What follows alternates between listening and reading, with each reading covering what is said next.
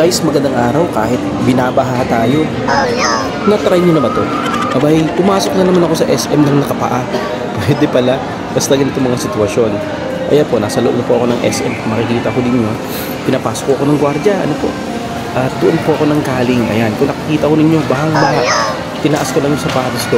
Kaya tuyo po yan. At itinaas ko na rin po yung aking pantalon para hindi po mabasa. Kaya ano pang hinihintay natin? Tara, pasok po tayo ng SM. Isuot ko lang po yung aking sapatos. Kaya habang hinihintay po natin na bumaba ang baha, dito muna tayo. Ngunit ipapakita ko na rin po sa inyo yung aking pong pinadaanan bago po ako nakarating dito. Saya-saya! Ayan, nakikita naman po ninyo. Abay, bahang-baha na. Pero okay lang yan. Experience din ba? Tingnan niyo po yung mga establishment. Abay, bukas na bukas pa. At nagbibenta pa. Okay lang daw yan. Basta tuloy lang ang buhay.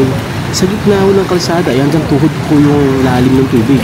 At dito naman po sa gilid hanggang binti po. At ito naman po ang sa harap mismo ng SM. Abay, hanggang binti rin po ang lalim yan. At lahat po na nakikita ng mga tao, basta lahat yan. Wala rin pong masakyan. At ang haba-haba na po ng pila. Kaya pasyal muna tayo sa loob ng SM.